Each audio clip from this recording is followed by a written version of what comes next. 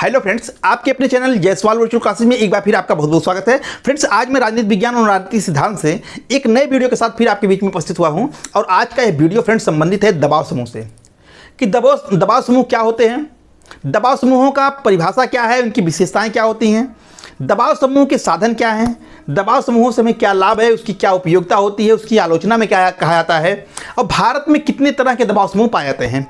इन समस्त बिंदुओं पर आज की इस वीडियो में फ्रेंड्स हम लोग चर्चा करने वाले हैं। बस वीडियो हमारे साथ लास्ट तक बन रहेगा। और फ्रेंड्स, यदि आप हमारे चैनल पर पहली बार है और अभी तक आपने हमारे चैनल जायसवाल वर्चुअल क्लासेस को सब्सक्राइब और लाइक नहीं किया है तो कृपया चैनल को सब्सक्राइब करके रखिए, क्योंकि यहाँ अच्छे कंटेंट वीडियो निकलते हैं जो आपकी तैयारी को बेहतर से बेहतर बना सकते हैं। और फ्रेंड्स, यदि आप चाहें तो हमें फेसबुक और टेलीग्राम पर भी जायसवाल वर्चुअल क्लासेस फॉलो कर सकते हैं। नीचे डिस्क्रिप्शन में भी उसकी लिंक दी गई है, आप चाहें तो उसको वहाँ से भी देख सकते हैं। तो आइए फ्रेंड्स, बिना देरी के वीडियो को शुरू करते हैं।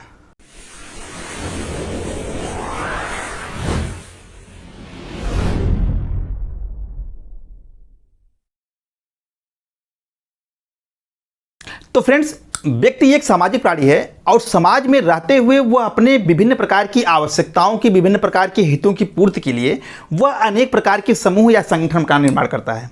और ये जो समूह या संगठन होते हैं वो अपने सदस्यों के हितों की रक्षा के लिए यह हमेशा जो है वो प्रयत्नशील रहते हैं।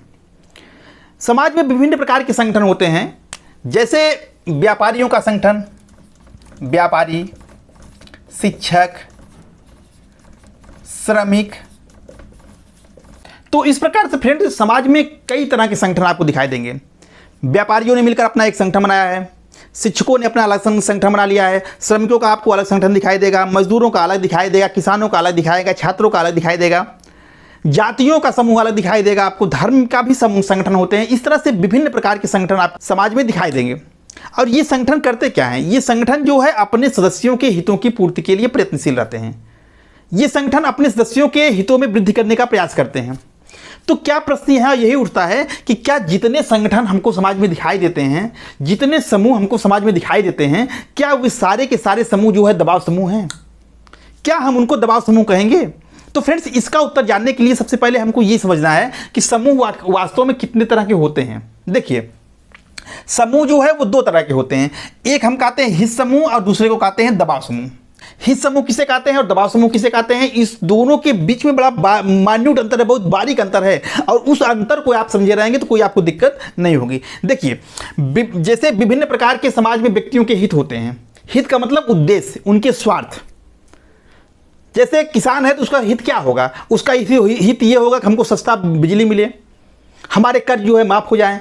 शिक्षक है तो या कर्मचारी है तो उसका हित क्या होगा? उसका हित ये होगा कि हमारी जो पुरानी पेंशन है वो लागू हो जाए, हमारे जो डीए वगैरह है वो वृद्धि हो, हमारे इंक्रीमेंट में वृद्धि हो, जो भी उसकी आवश्यकताएं हैं वही उसका हित है।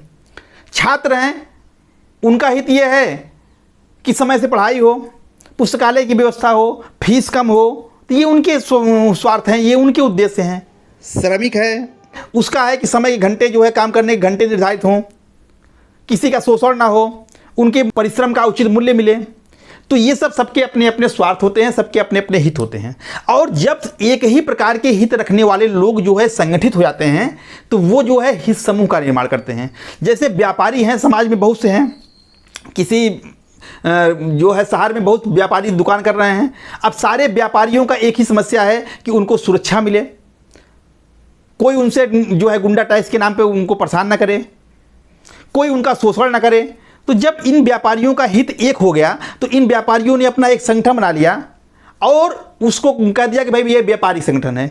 इसी तरह शिक्षक जो है उनका शोषण ना हो, प्रिंसिपल ना शोषण करे, प्रबंधक ना शोषण करे, सरकार या कोई अधिकारी जो है उनका शोषण ना करे, उनके मांगों को सरकार तक पहुँचाया जाए, इसके लिए वो अपना संगठन बना लिए। और संगठन इसलिए बनाते हैं क्योंकि व्यक्ति अकेले अगर कोई बात उठाएगा तो उसकी बात को सुना नहीं जाएगा। आप अकेले चिल्लाते रहो कि हमको जो है पुरानी पेंशन चाहिए, तो आपकी बात को सरकार नहीं सुनेगी, आपको मार को डांट कर भगा दिया जाएगा। लेकिन जब आपके पीछे संगठन रहेगा, 20,000 50,000 लोग सड़कों पर खड़े रहेंगे तो आपकी बात को गंभीरता से सुना जाएगा।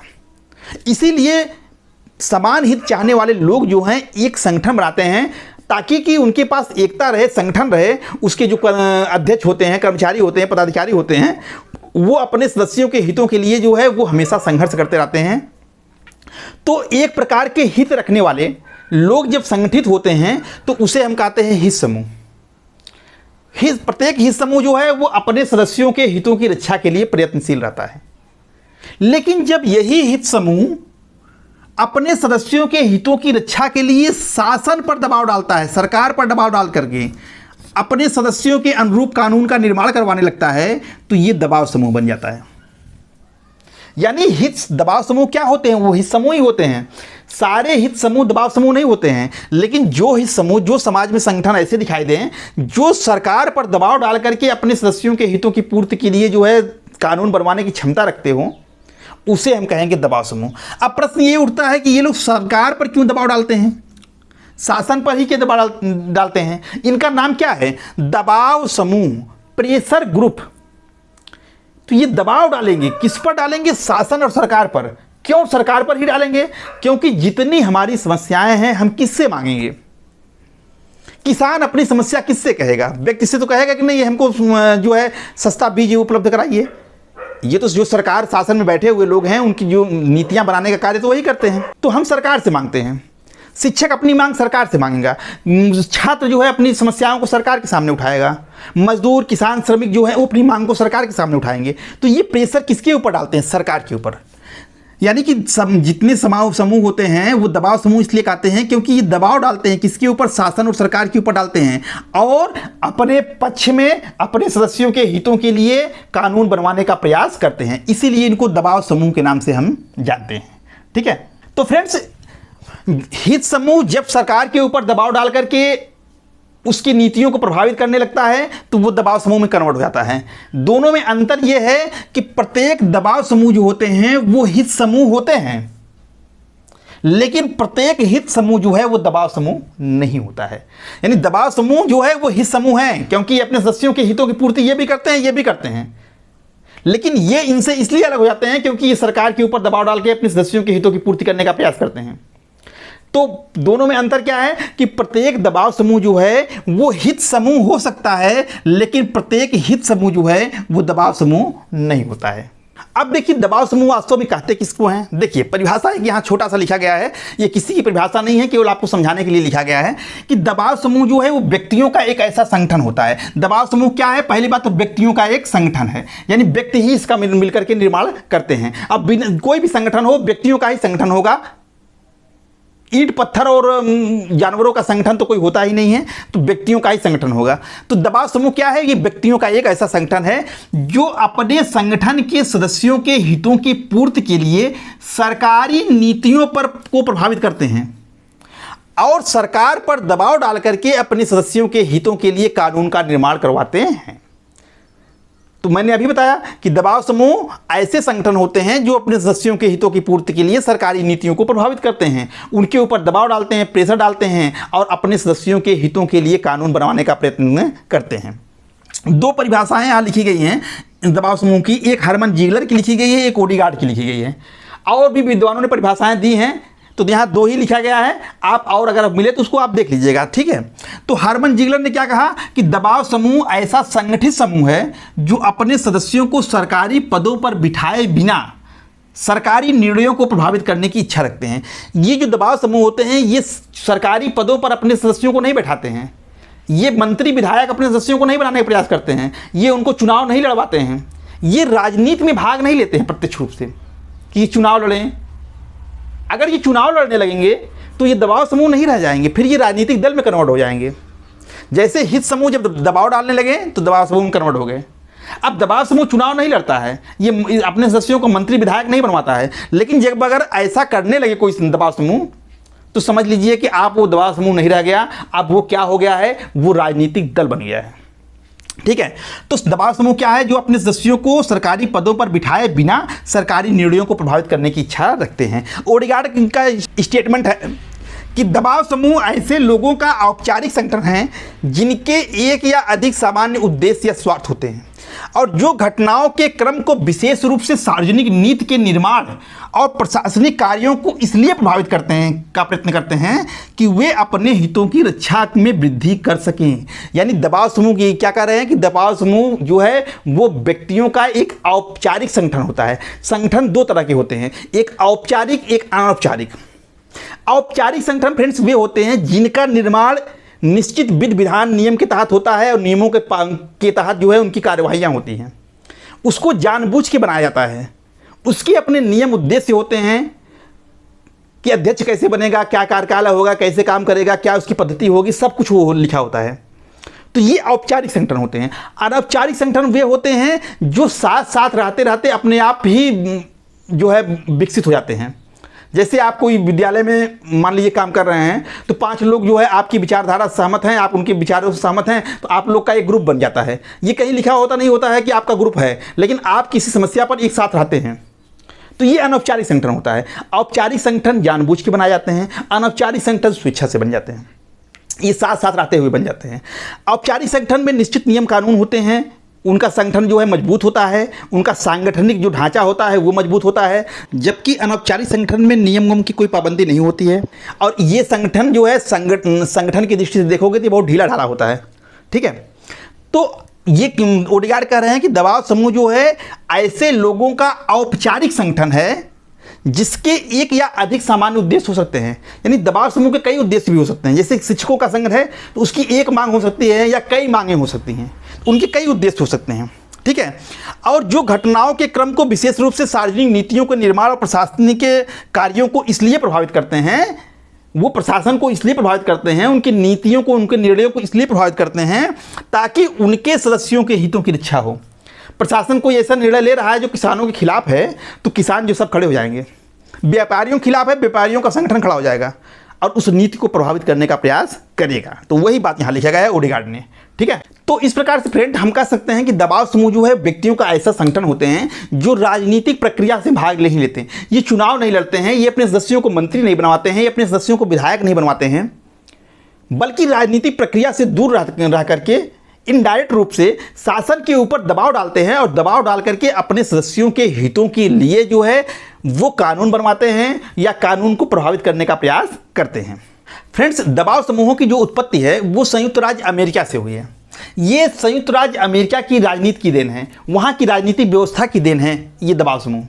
लेकिन विश्व में आज जहाँ भी लोकतांत्रिक देश पाए जाते हैं वहाँ की राजनीति में इन दबाव समूहों का बहुत महत्वपूर्ण योगदान है। वैसे तो दबाव समूह जो है विश्व के कोई भी राजनीतिक व्यवस्था हो, चाहे लोकतंत्र हो, सामंतवादी शासन हो या फिर सर्वाधिकारवादी शासन हो या फिर साम्यवादी शासन हो, कोई भी शासन हो, हर व्यवस्था में पाए जाते हैं। लेकिन लोकतंत्र में सबसे ज़्यादा सक्रिय ये इसलिए रहते हैं क्योंकि लोकतंत्र में लोगों को अधिकार मिले होते हैं। उन अधिकारों में एक अधिकार आपको, जैसे आपको मिला हुआ है मौलिक अधिकार, तो मौलिक अधिकारों में एक अधिकार आपको ये भी है कि संगठन बनाने का अधिकार, समूह बनाने का अधिकार है। तो ये अधिकार ही प्रेरित करते हैं आपको संगठन बनाने के लिए, और जब संगठन बनाकर के सरकार पर दबाव डालने लगते हैं तो दबाव समूह के रूप में आप कार्य करने लगते हैं। तो लोकतांत्रिक व्यवस्था में जो है वो दबाव समूह हमको ज़्यादा दिखाई देते हैं अन्य शासन पद्धतियों की अपेक्षा। राजतंत्र हुआ, सर्वाधिकारवादी राज्य जहाँ हुआ वहाँ पर आपको इसका अस्तित्व तो कम दिखाई देगा, लेकिन लोकतंत्र में ज़्यादा दिखाई देगा। 1908 ईस्वी में आर्थर ब्रेंटले ने अपनी पुस्तक जो है द प्रोसेस ऑफ गवर्नमेंट में दबाव समूहों के महत्व को सबसे पहले स्वीकार करते हुए इसको राजनीतिक व्यवस्था का महत्वपूर्ण अंग बताया।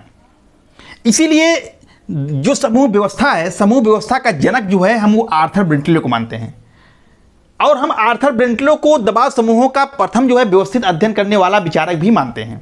इनकी पुस्तक जो है द प्रोसेस ऑफ गवर्नमेंट कई बार पूछा हुआ है, देखिएगा आप अच्छे से, ये किसकी पुस्तक है? आर्थर ब्रेंटले की है। दबाव समूहों को फ्रेंड्स हम कई नामों से जानते हैं, उसको हित समूह भी कहते हैं, उसको प्रभावक गुण भी कहते हैं, उसको दबाव समूह भी कहते हैं। बहुलवादी जो लेखक हैं वो दबाव समूहों को केवल समूह मानते हैं, केवल समूह कहते हैं। आमंड कोकोविज और हिचना जो विचारक हैं ये दबाव समूहों को हित समूह कहते हैं, हित समूह कहकर बुलाते हैं। हैदे, आक्सरेन और पिराक और स्मिथ जो है इन समूहों को दबाव समूह कहते हैं, और एलन बाल जो है इन समूहों को प्रभावक गुट कहते हैं। तो इनको कई नामों से हम जानते हैं, लेकिन कार्य उनका वही है। विभिन्न विचारकों ने जो है इनके विषय में कुछ स्टेटमेंट भी दिए हैं जो शार्ट स्टेटमेंट है और पूछे जाते हैं। ठीक है, जैसे कार्ल फ्रेडरिक ने दबाव समूहों को दल के पीछे के सक्रिय जन कहा। ये स्टेटमेंट ही ऐसे छोटा पूछ लेगा कि किस विचारक ने जो है दबाव समूहों को दल के पीछे के सक्रिय जन कहा, तो उत्तर आपका क्या हो जाएगा? Karl Frederick. और जो सबसे ज़्यादा पूछने वाला क्वेश्चन है वो है येसी फाइनर का। येसी फाइनर ने दबाव समूहों को गुमनाम साम्राज्य की संज्ञा दी। चाहे गुमनाम साम्राज्य कहिए और चाहे अज्ञात साम्राज्य कहिए, दोनों बात एक ही है। तो ये बहुत पूछा गया है परीक्षाओं में, कई बार पूछा गया। सेट बनाए होंगे तो आपको जरूर मिला होगा कि किसने जो है दबाव समूहों को अज्ञात साम्राज्य की संज्ञा दी या गुमनाम साम्राज्य की संज्ञा दी, तो वो होंगे एस.ई. फाइनर। शुम्पेटर ने इनको गुमनाम साम्राज्य का शासक कहा, एक कदम और आगे बढ़ गए। फाइनर ने क्या कहा? फाइनर ने इनको गुमनाम साम्राज्य की संज्ञा दी, दबाव समूह को, इनको गुमनाम साम्राज्य कहा, और शुम्पेटर ने गुमनाम साम्राज्य का शासक कहा। दोनों के बीच के डिफर को आप समझे रहिएगा, ठीक है। और मैकिन ने इन दबाव समूहों को न दिखाई देने वाली सरकार कहा। तो ये विभिन्न विद्वानों के जो है स्टेटमेंट थे जिनको लिख दिया गया है। विभिन्न लोग जो है दबाव समूहों को किस नाम से जानते हैं, इसको आपको लिख दिया गया है, और आप इसको अच्छे से देख लीजिएगा। अब हम आगे बढ़ते हैं और देखते हैं दबाव समूहों की कौन कौन सी विशेषताएं होती हैं। फ्रेंड्स देखिए, दबाव समूहों को अब तक आपने समझ लिया होगा, लेकिन अगर नहीं समझा है तो इसकी विशेषताएं देखने के बाद आपको दबाव समूह अच्छे से समझ में आ जाएंगे। दबाव समूह की कई विशेषताएं होती हैं फ्रेंड्स, जो उसमें से प्रमुख जो है आपको बोर्ड पर लिखा गया है। देखिए, दबाव समूह की जो पहली विशेषता है कि ये दबाव समूह क्या है? व्यक्तियों का औपचारिक संगठन है।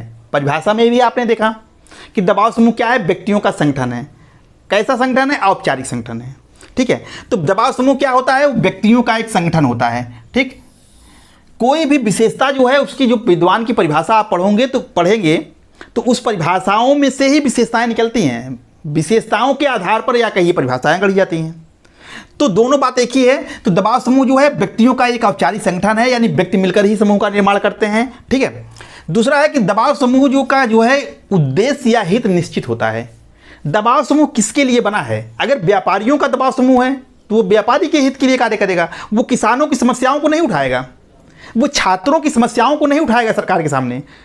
उसका हित निश्चित है, उसका उद्देश्य जो है वो निश्चित है। क्या है कि व्यापारी का संगठन है तो व्यापारी के हितों के लिए ही संघर्ष करेगा। किसानों का संगठन है, किसानों के लिए संघर्ष करेगा। श्रमिकों का संगठन है, श्रमिकों के लिए संघर्ष करेगा। छात्रों का संगठन है, छात्रों के हितों के लिए संघर्ष करेगा। तो इनका उद्देश्य और जो हित होते हैं वो निश्चित होते हैं, लेकिन इनका कार्यकाल जो है वो अनिश्चित होता है। ये इनका कोई निश्चित कार्यकाल नहीं होता कि 5 साल के लिए बनाए गए हैं, 8 साल के लिए बनाए गए हैं। आप देखेंगे बहुत से दबाव समूह जो हैं वो स्वतंत्रता के पहले से कार्य करते चले आ रहे हैं, आज भी अस्तित्व में हैं। तो इनका कोई कार्यकाल निश्चित नहीं है कि 10 साल, 50 साल, 100 साल के लिए होते हैं। तो इनकी एक विशेषता ये होती है कि इनका कार्यकाल जो है वो अनिश्चित होता है। दबाव समूहों की जो सदस्यता होती है वो ऐच्छिक होती है। ऐच्छिक का मतलब है कि कोई व्यक्ति इच्छा से उनका सदस्य बने और जब इच्छा चाहे उनका छोड़ दे। आज हम व्यापारिक समूह के सदस्य हैं, कल हमारी इच्छा नहीं है हम उसकी सदस्यता छोड़ सकते हैं। हम शिक्षक हैं, हम शिक्षक संगठन के सदस्य हैं और जब हम चाहें तो उसको छोड़ दें। तो दबाव समूहों की या किसी भी समूह की जो सदस्यता होती है वो ऐच्छिक है। ऐच्छिक का मतलब कि जब हमारी इच्छा होगी हम रहेंगे, जब मेरी इच्छा होगी हम उससे अलग हो जाएंगे। अगला है कि सर्वव्यापी प्रकृति, इसको बहुत ध्यान देखिएगा। दबाव समूहों के बारे में कहा था कि दबाव समूह की जो प्रकृति होती है वो सर्वव्यापी होती है, ये सार्वभौमिक होते हैं। सर्वव्यापी और सार्वभौमिक का मतलब क्या हुआ कि ये जो है प्रत्येक प्रकार की शासन व्यवस्थाओं में पाए जाते हैं। प्रत्येक शासन व्यवस्था में, चाहे लोकतंत्र हो, राजतंत्र हो, अधिनायक तंत्र हो, सर्वाधिकारवादी शासन व्यवस्था हो, साम्यवादी हो, हर प्रकार की शासन व्यवस्था में आपको दबाव समूह किसी न किसी रूप में उपस्थिति मिल जाएगी। हाँ, ये अलग है कि किसमें ज़्यादा सक्रिय होते हैं, किसमें कम। लोकतांत्रिक शासन व्यवस्थाओं वाले देशों में आप देखेंगे तो इनकी सक्रियता बहुत रहेगी। अन्य शासन जो निरंकुश शासन व्यवस्था वाले देश हैं वहाँ इनकी सक्रियता न के बराबर या बहुत कम रहेगी, लेकिन ये पाए हर जगह जाएंगे। तो इसीलिए कहा जाता है कि जो दबाव समूह होते हैं उनकी जो प्रकृति होती है वो सर्वव्यापी होती है, यानी प्रत्येक प्रकार की शासन व्यवस्था में ये पाए जाते हैं। अगला है कि राजनीति और प्रशासन में परोक्ष भूमिका। दबाव समूह जो है राजनीति में प्रत्यक्ष रूप से भूमिका नहीं निभाते हैं। प्रत्यक्ष का मतलब ये चुनाव नहीं लड़ते हैं, ये अपने कैंडिडेट नहीं खड़े करते हैं, ये अपने सदस्यों को विधायक मंत्री नहीं बनाते हैं, बल्कि इनडायरेक्ट रूप से जो विधायक मंत्री होते हैं उनको जो है ये दबाव डालते हैं, उनको सपोर्ट करके उनको जितवाते हैं, उनके ऊपर दबाव डाल करके अपने सदस्यों के हितों के लिए कानून बनवाते हैं। ये किसी राजनीतिक दल का सपोर्ट कर सकते हैं लेकिन खुद राजनीतिक दल नहीं होते हैं। ये चुनाव लड़ने वाले प्रत्याशी को सपोर्ट कर सकते हैं लेकिन चुनाव खुद नहीं लड़ते हैं। तो कहने का मतलब कि दबाव समूह जो है वो राजनीति और प्रशासन में जो है इनडायरेक्ट भूमिका निभाते हैं, अप्रत्यक्ष भूमिका निभाते हैं। ये प्रत्यक्ष रूप से राजनीति नहीं करते हैं। अगला है कि संवैधानिक और असंवैधानिक साधनों का प्रयोग। दबाव समूह जो है अपने हितों की पूर्ति के लिए, अपने सदस्यों की रक्षा के लिए, हितों की रक्षा के लिए जो है, वैसे तो ये संवैधानिक साधनों का ही प्रयोग करते हैं अधिकांशतः, लेकिन बहुत से दबाव समूह असंवैधानिक साधनों के प्रयोग से भी नहीं हिचकते हैं। असंवैधानिक साधन और संवैधानिक साधन किसे कहेंगे?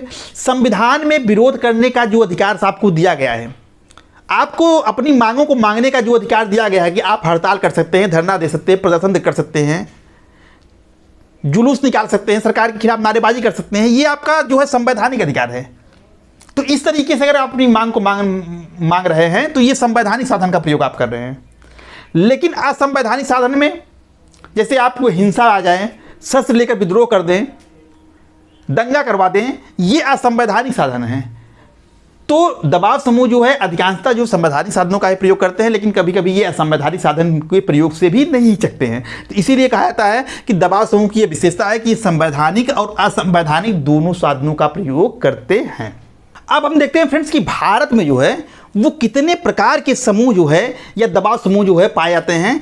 दबाव समूहों का वर्गीकरण क्या है, इसको हम लोग इस वीडियो में नहीं बल्कि अगली वीडियो में डिस्कस करेंगे, क्योंकि ये वीडियो बहुत लंबा हो जाएगा। लेकिन हम ये जान लेंगे, इस अभी जानने का प्रयास करते हैं कि भारत में किस तरह के दबाव समूह पाए जाते हैं। तो फ्रेंड्स देखिए, हितों के आधार पर भारत में अनेक प्रकार के दबाव समूह पाए जाते हैं। जैसे है व्यापारियों का संगठन है, व्यवसायियों का संगठन है, छात्रों का संगठन है, पेशेवर समितियों का संगठन है, धार्मिक संगठन पाए जाते हैं, जाति संगठन पाए जाते हैं, आदिवासियों का संगठन, भाषाओं के आधार पर समूहों का निर्माण होता है और विचारधाराओं के आधार पर संगठन पाए जाते हैं। तो बहुत तरह से पाए जाते हैं। उनमें से कुछ जो प्रमुख है उसको आपको लिख दिया गया ताकि आप समझते रहिए किस किस तरह के समूह जो है, किस किस तरह के दबाव समूह जो है भारत में सक्रिय हैं। देखिए, जैसा है पहला है कि व्यवसाय समूह, फिक्की और ASSOCHAM. FICCI federation of India chambers of commerce and industry. उसी तरह एसोचैम है associated chambers of commerce and industry. Associated chambers of commerce and industry को हम एसोचैम के नाम से जानते हैं और federation of India chambers of commerce and industry को हम फिक्की के नाम से जानते हैं। इसको हिंदी में फ्रेंड्स भारतीय वाणिज्य एवं उद्योग महासंघ के नाम से फिक्की को जाना जाता है और एसोचैम को जो है वो भारतीय वाणिज्य एवं उद्योग मंडल के नाम से जाना जाता है। ठीक है। फिक्की की स्थापना फ्रेंड्स 1927 में स्वतंत्रता से पहले भी हो गई थी और एसोचैम की स्थापना भी 1927 में हुई थी।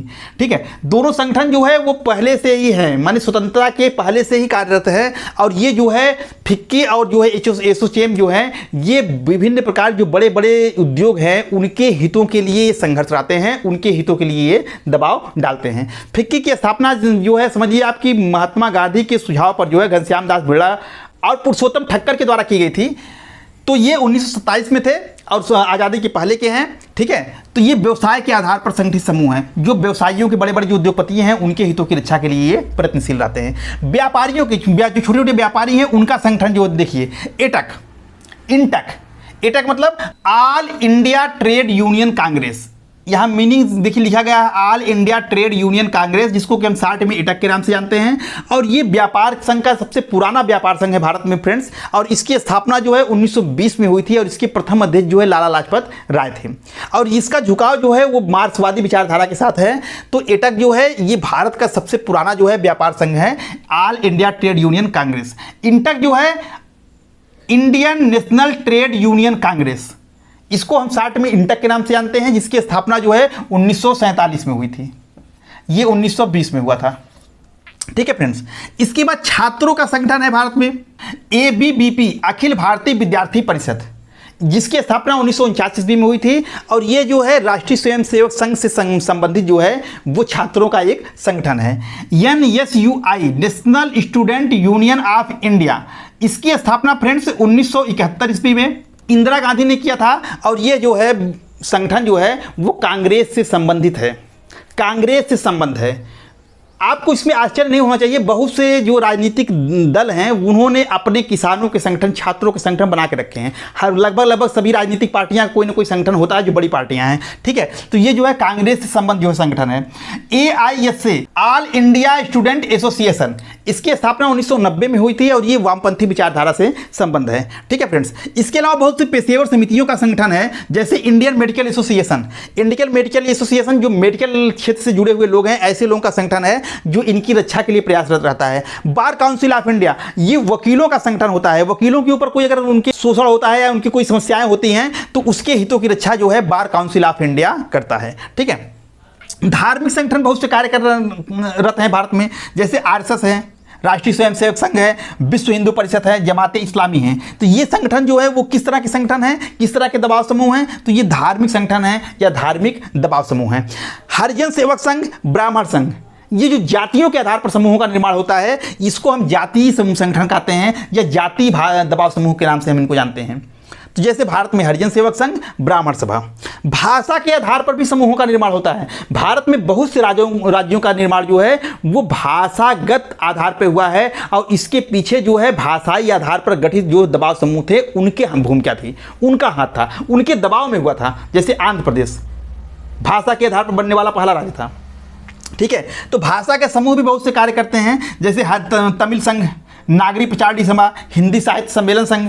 तो ये सब जो संगठन हैं ये किस आधार पर गठित हैं, तो ये भाषागत समूह के आधार पर गठित संगठन हैं। ठीक है, विचारधारा के आधार पर भी विभिन्न संगठनों का निर्माण हुआ है, जैसे गांधीवादी, अंबेडकरवादी, पर्यावरणवादी।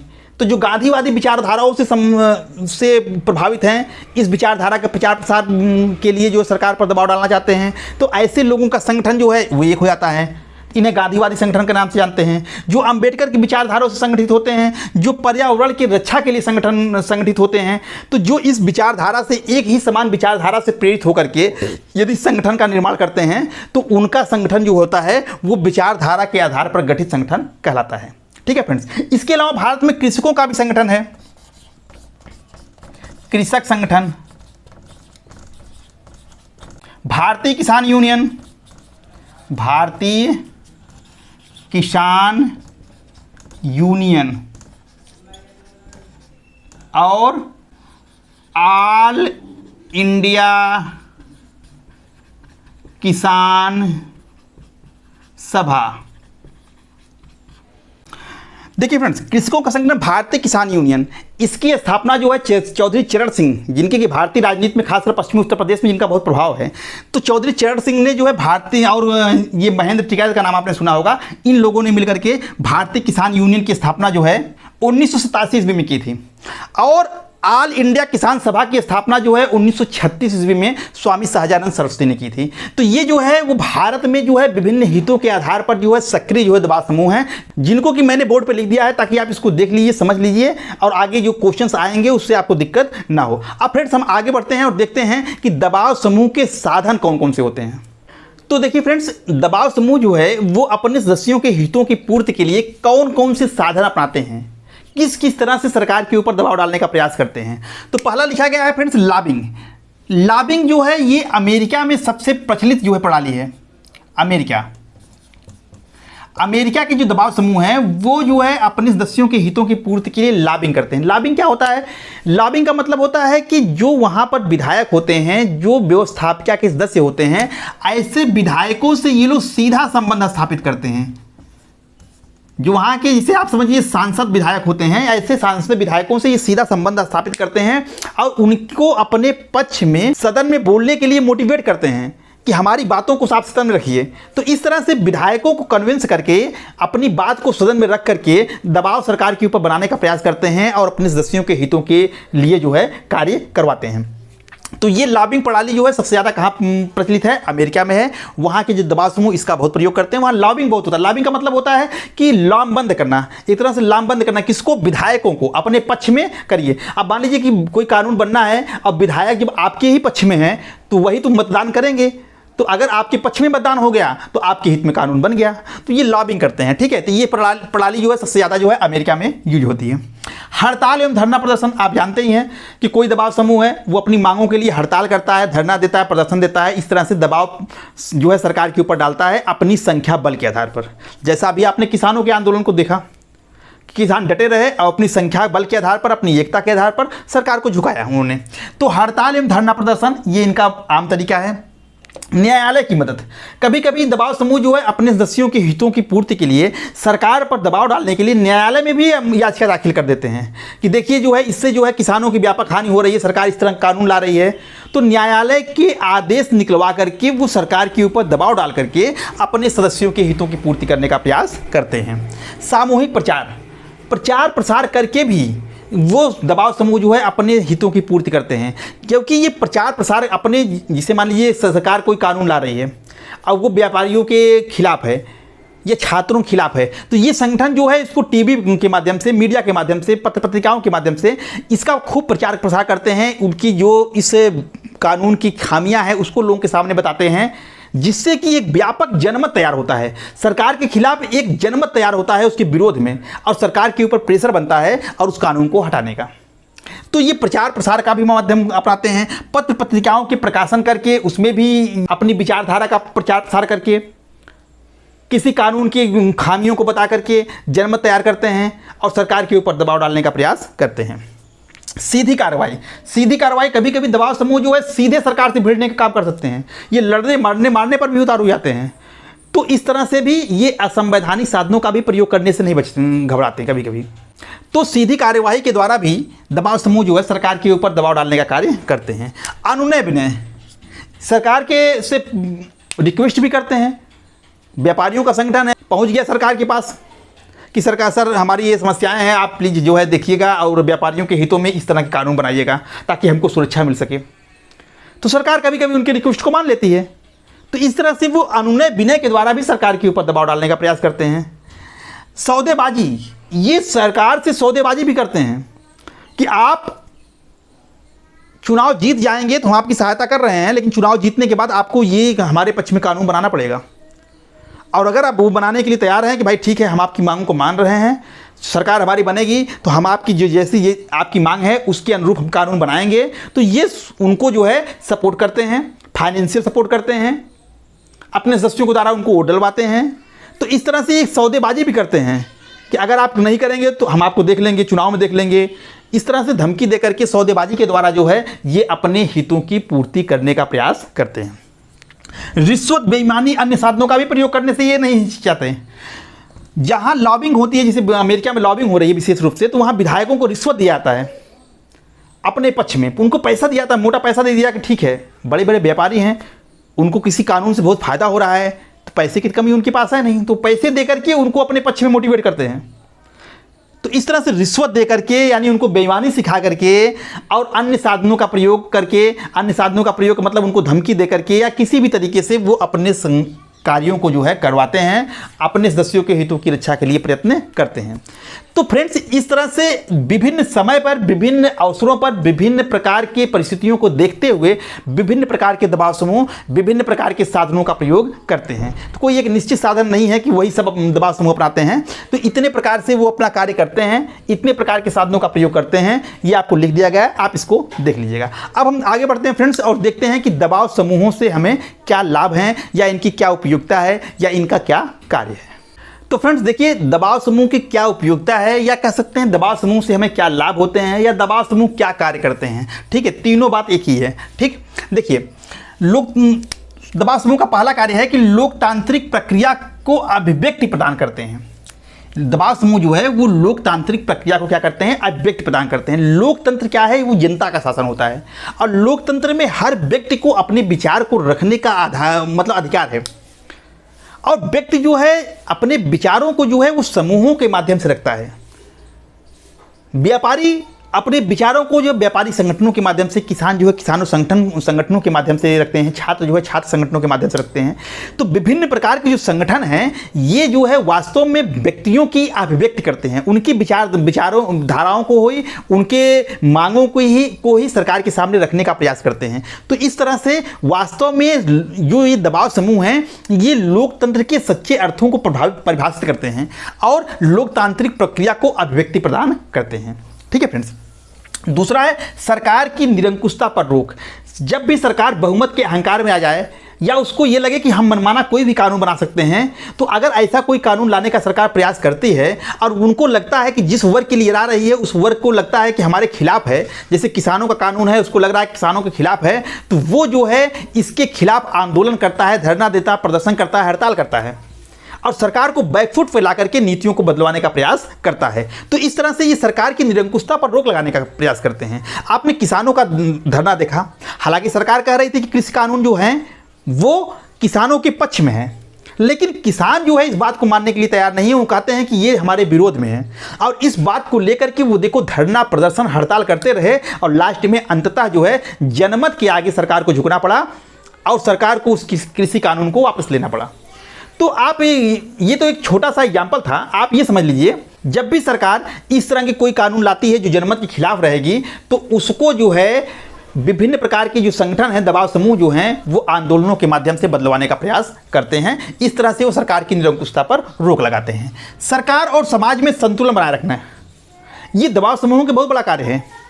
ये एक तरह से सरकार और व्यक्ति के बीच जो है वो कड़ी का कार्य करते हैं। दोनों को आप एक साथ देखिए, ये सरकार की बातों को जनता तक पहुंचाते हैं और जनता की बातों को सरकार तक पहुंचाते हैं।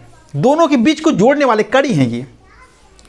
जनता की कोई मांग है, मान लीजिए शिक्षक की कोई समस्या है, श्रमिक की कोई समस्या है, मजदूर की कोई समस्या है, तो कोई मजदूर डायरेक्ट जाकर के श्रम मंत्री से बात तो नहीं कर पाएगा ना, उसको मिलने ही नहीं दिया जाएगा। और अगर वो अपनी मांग को रखता है अकेले तो उसकी मांग पर ध्यान भी नहीं दिया जाएगा। तो जब श्रमिकों के संगठन बना है, वो संगठन जब इस बात को उठाते हैं सरकार के सामने, तो सरकार उस बात को गंभीरता से सुनती है। तो ये क्या करते हैं, ये व्यक्तियों की जो समस्याएं हैं, जो किसानों की समस्याएं हैं, किसान संगठन उसको जाकर के पहुंचाते हैं सरकार के पास कि साहब ये किसानों की समस्याएं हैं, इस तरह से काम करेंगे तो किसान संतुष्ट हो जाएंगे, इस तरह से कार्य करेंगे श्रमिक संतुष्ट हो जाएंगे। ये शिक्षकों की समस्याएं हैं, तो सरकार उस पर विचार करती है, जो उसको लगता है उसको मानती है। तो इस तरह से वो व्यक्तियों की बात को कहाँ पहुँचाएं, सरकार तक, और सरकार जो उस पर एक्शन लेती है उस बात को ये व्यक्तियों तक पहुँचाते हैं। तो दोनों को जो है बीच में ये कड़ी का कार्य करते हैं, उसको जोड़ने का कार्य करते हैं और इस तरह से व्यक्ति और समाज के बीच जो है एक संतुलन बनाए रखने का कार्य करते हैं। तो वही बात यहाँ लिखा गया है कि सरकार और समाज में संतुलन बनाए रखना और व्यक्ति व सरकार के बीच कड़ी का कार्य करना, ये दबाव समूह करते हैं। क्षेत्रीय प्रतिनिधित्व के पूरक के रूप में कार्य करना, व्यवस्थापिका में या सरकार में समस्त वर्गों का, समस्त जातियों का, समस्त संप्रदायों का प्रतिनिधित्व नहीं हो सकता है। चाहे जितना भी बड़ा मंत्रिमंडल बना लीजिए, वहां पर हर व्यवसाय का प्रतिनिधित्व नहीं हो सकता है।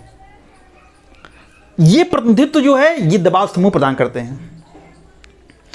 मान लीजिए व्यापारी हैं, वो व्यापारी संगठन के साथ जुड़ा है, श्रमिक है, श्रमिक संगठन के साथ जुड़ा है। इसी तरह से आप देखते हैं समाज में अनेक तरह की जाति, अनेक तरह के धर्म, अनेक तरह के व्यवसाय के आधार पर संगठन बने हुए हैं। हर संगठन, अब जो व्यवस्थापिका में लोग जीत के गए हैं, तो जिस जगह से जीत के आए हैं उन्हीं की आवाज़ वो उठाएंगे। दलित पार्टी से कोई जीत के आया वो दलितों की आवाज़ उठाएगा, शिक्षक से कोई जीत के गया है शिक्षक की आवाज़ उठाएगा। लेकिन बहुत से ऐसे संगठन हैं जिनका कि कोई प्रतिनिधि व्यवस्थापिका में होता ही नहीं है, तो उनकी आवाज़ को कौन उठाएगा? उनकी आवाज़ को ये उठाते हैं दबाव समूह। इस तरह से ये सरकार के सामने उनकी आवाज़ों को उठाते हैं। तो ये क्षेत्रीय प्रतिनिधित्व के पूरक के रूप में कार्य करते हैं, उनकी आवाज़ को उनके सामने उठाने का प्रयास करते हैं। ठीक है।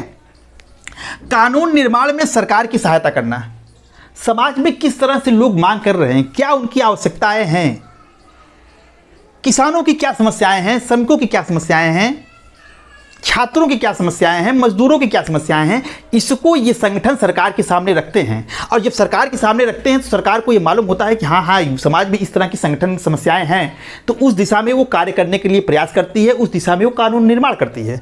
तो कानून निर्माण में सरकार की सहायता भी ये संगठन करते हैं। अगर मान लीजिए कोई कानून आ रहा है, उसमें कोई सुधार की आवश्यकता है, तब भी ये संगठन बताते हैं। तो इस तरह से सरकार के सामने सही आंकड़े रख करके ये जो है कानून निर्माण में सरकार की सहायता प्रदान करते हैं। शासन के लिए सूचनाएं एकत्रित करना, ये भी दबाव समूह का कार्य होता है। दबाव समूह जो है शासन को सूचनाएं भी देते हैं कि साहब ये व्यापारियों की समस्याएं हैं, शिक्षक इस मांग को लिए प्रयासरत है, अगर आप इस मांग को पूरा करेंगे तो शिक्षक समुदाय इससे खुश होगा, कृषक समुदाय खुश होगा, छात्र इससे खुश होंगे, छात्रों की ये समस्याएं हैं। और ये सूचनाएं भी एकत्रित करते हैं कि अगर आप ऐसा नहीं कर रहे हैं तो इसका परिणाम भी हो सकता है लोकसभा में या विधानसभा के चुनाव में आपको देखने को मिल जाए। तो इस तरह से ये सूचनाएं जो है एकत्रित करके शासन तक पहुंचाने का कार्य करते हैं कि साहब इस तरह की समस्याएं हैं, इसका समाधान करिए। और लोकतंत्र में कोई भी सरकार ये नहीं चाहेगी कि समाज का कोई भी समुदाय या वर्ग जो है वो हमसे नाराज हो, क्योंकि वोट मांगने के लिए इसको जनता के दरबार में ही जाना है। तो इस तरह से ये सूचनाएं एकत्रित करने का भी कार्य करते हैं। तो फ्रेंड्स, ये थे दबाव समूह के प्रमुख कार्य, उपयोगिता या इनका महत्व। अब हम देखते हैं कि दबाव समूह से हमें क्या हानियां भी हैं, इनके कुछ दुष्परिणाम भी सामने आते हैं जिसका कि आलोचक लोग जो है बहुत सी आलोचना करते हैं। तो देखिए फ्रेंड्स, हर सिक्के के दो पहलू होते हैं। दबाव समूह की जहां अच्छाइयां हैं वहीं इसकी आलोचना में भी बहुत से लोग तर्क देते हैं, और उनकी आलोचना करते हुए कहा जाता है कि दबाव समूह जो है वो राष्ट्रीय हितों की उपेक्षा करते हैं। फाइनल कहते हैं कि जहां जिस देश में जो है राजनीतिक दल कमज़ोर होते हैं, शासक कमज़ोर होता है, वहाँ जो है दबाव समूह जो है प्रभावशाली हो जाते हैं। और जब दबाव समूह प्रभावशाली हो जाते हैं तो ये राष्ट्रीय हितों की बात नहीं करते हैं, ये अपने वर्ग के हितों की बात करने लगते हैं। जैसे श्रमिकों का संगठन है तो वो श्रमिकों के हितों की बात करेगा, वो राष्ट्रीय हित की बात नहीं करेगा। श्रमिकों का हित हो, राष्ट्रीय हित भले ही पीछे हो जाए। तो इस तरह से फाइनल ये का कहना है कि जहाँ पर राजनीतिक दल कमज़ोर होते हैं वहाँ दबाव समूह जो है प्रभावकारी हो जाते हैं, और ये राष्ट्रीय हितों की अपेक्षा जो है वो अपने विशेष हितों की पूर्ति करने लगते हैं। तो ऐसे में जो है राष्ट्रीय हितों की बड़ी उपेक्षा हो जाती है, राष्ट्रीय हित खतरे में पड़ जाता है। ठीक है। दूसरा है भ्रष्टाचार को बढ़ावा। मैंने कहा कि दबाव समूह जो है वो अपने हितों की पूर्ति के लिए लॉबिंग भी करते हैं, विधायकों को घूस देते हैं, कर्मचारियों को घूस देते हैं, अपने पक्ष में माहौल बनाने के लिए उनको उपहार देते हैं। इस तरह से वो एक तरह से अगर जिसको घूस दिया जा रहा है उससे तो अपना काम निकलवा रहे हैं, साथ ही साथ उसके मन को भी बढ़ा रहे हैं। भविष्य में वो बिना घूस के काम नहीं करेगा। एक तरह से समाज में भ्रष्टाचार को बढ़ावा देने का कार्य भी ये कर रहे हैं, अनैतिकता को बढ़ावा देने का कार्य भी ये करते हैं। और इस तरह के प्रत्येक समूह जो है वो अपने सदस्यों के हितों की, खासकर जो बड़े बड़े दबाव समूह हैं, जो व्यापारियों के संगठन है, उद्योगपतियों के संगठन है, ये इस तरह से घूस का उपयोग करके नेताओं को, मंत्रियों को प्रभावित करने का प्रयास करते हैं और समाज में भ्रष्टाचार को बढ़ावा देते हैं। जनहित की उपेक्षा। दबाव समूह जो है इनका उद्देश्य बहुत सीमित होता है, ये अपने सदस्यों के हितों की बात करते हैं। श्रमिकों का संगठन, मैंने कहा कि श्रमिकों की बात करेगा, शिक्षकों की बात नहीं करेगा।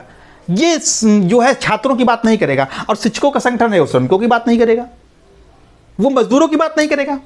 तो इस तरह से जो संगठन है, जो दबाव समूह है, ये अपने सीमित उद्देश्य होते हैं। इसलिए ये सीमित उद्देश्यों की पूर्ति के लिए जनहित में भी यदि कोई कानून बन रहा है तो उसको भी ये प्रभावित करते हैं, उसको भी न्यूट्रलाइज करने का प्रयास करते हैं, उसको भी पास नहीं होने देते, उसमें भी आंगा डालते हैं, क्योंकि इनको लगता है कि इसके पास होने से हमारा हित प्रभावित होगा। जनता का हित किसमें है ये नहीं देखना है, हमारा हित प्रभावित ना हो ये देखना है। तो इस तरह से दबाव समूह जो है जनहित की भी उपेक्षा करने लगते हैं। ये जो है इनकी आलोचना में कहा जाता है। सामाजिक एकता को खतरा। दबाव समूह के बारे में यह आलोचना में कहा जाता है कि दबाव समूह जो है सामाजिक एकता के लिए खतरा भी उत्पन्न करते हैं, और खासकर ऐसे दबाव समूह जो क्षेत्रीयता के आधार पर, भाषा के आधार पर, धर्म के आधार पर, जाति के आधार पर गठित होते हैं। ये दबाव समूह जो है क्षेत्रवाद को बढ़ावा देते हैं, जातिवाद को बढ़ावा देते हैं, धर्मवाद को, भाषावाद को बढ़ावा देते हैं, और एक दूसरे के मन में वैमनस्य उत्पन्न करते हैं। जहां जातिवादी मानसिकता रहेगी वहां दूसरे संप्रदाय में संघर्ष होगा, जहां क्षेत्रवादी मानसिकता रहेगी वहां संघर्ष होगा। तो ये जो है, जो इस दबाव समूह है, ये समाज में संघर्ष पैदा करते हैं, विभिन्न वर्गों को लड़ाने का कार्य करते हैं ताकि उनके हितों की पूर्ति हो सके। तो इस तरह से दबाव समूह जो है समाज की एकता के लिए खतरा है, क्योंकि ये समाज को कई भागों में, कई वर्गों में, कई व्यवसायों के आधार पर, कई जातियों के आधार पर डिवाइड कर देते हैं। डिवाइड कर दें ठीक है, अपने समूह के लिए संघर्ष करें ये भी ठीक है, अपने समूह के हित के लिए, क्षत्रिय सभा क्षत्रियों के हित के लिए संघर्ष करे वो सही है। लेकिन संघर्ष करते करते जब दबाव समूह उस सीमा को पार कर जाते हैं कि ये अन्य समूहों के लिए खतरा पैदा कर जाते हैं, दलितों के लिए खतरा पैदा हो जाए, अन्य जातियों के लिए खतरा पैदा हो जाए, तो वहाँ ये समाज को तोड़ने का कार्य करते हैं। तो दबाव समूह के लिए यही आलोचना की जाती है कि ये सामाजिक एकता को खतरा उत्पन्न करते हैं। और अंत में फ्रेंड्स, दबाव समूहों की आलोचना करते हुए चाहे जितना भी इसकी आलोचना कर लें, लेकिन ये जो है लोकतांत्रिक व्यवस्था में लोकतंत्र का जो है ये दूसरा नाम है। लोकतंत्र की ये प्राणवायु है। यदि हमको लोकतंत्र को जीवित रखना है तो हमको दबाव समूहों को जीवित रखना होगा। दबाव समूह यदि नष्ट हो जाएंगे तो आप समझिए लोकतंत्र नष्ट हो जाएगा। तो ये बहुत इंपॉर्टेंट होते हैं। हर सिक्के के दो पहलू होते हैं, उसमें अच्छाइयाँ भी होती हैं, बुराइयाँ भी होती हैं, लेकिन हम किस नज़रिए से उनको देखते हैं, देखने की ये बात होती है। जैसा कि लावेल ने लिखा है, इनका स्टेटमेंट है कि दबाव समूह अच्छे हैं या बुरे, इस संबंध में सूचनाएं एकत्र करना वैसा ही है जैसा कि इस संबंध में विचार करना कि हवाएं और ज्वार भाटा अच्छे होते हैं बुरे। ये हवाएं ज्वार भाटा सबके लिए अच्छे भी हैं, लेकिन बहुत तेजी में आते हैं तो ये बहुत लोगों को नुकसान कर देते हैं। तो हमको ये सोचना है नहीं है कि मतलब ये अच्छे हैं कि बुरे। इन्होंने कहा कि दबाव समूह अच्छे हैं बुरे, इस विषय में अगर आप इकट्ठा बातचीत करने का प्रयास करेंगे तो ये ऐसा ही होगा जैसा कि हम इस संबंध में बात करें कि हवाएं और ज्वार भाटा अच्छे होते हैं या नहीं।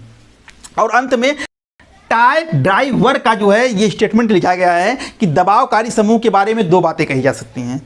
यदि आप इससे सहमत हैं तो इसे याद कीजिए, इसकी मान कीजिए, इसके समर्थन को स्वीकार कीजिए, और यदि आप इससे असहमत हैं तो इसकी उपेक्षा कीजिए। तो फ्रेंड्स, इसी के साथ ये वीडियो यहीं पर समाप्त होता है। मुझे उम्मीद है कि यह वीडियो आपको अच्छी लगी होगी, क्योंकि इसमें दबाव समूह के बारे में जो भी क्वेश्चंस आपके मन में उमड़ रहे होंगे या जो चीज़ें आपको समझ में नहीं आ रही होंगी कि दबाव समूह क्या होते हैं, इनकी कार्य प्रणाली क्या होती है, इनकी पद्धति क्या होती है, इनकी विशेषताएँ क्या होती हैं, इनके साधन कौन कौन से हैं, इनकी आलोचना में क्या कहा जाता है, उन समस्त चीज़ों को बताने का और समझाने का आपको प्रयास किया गया है। उम्मीद है कि आपको समझ में आया भी होगा।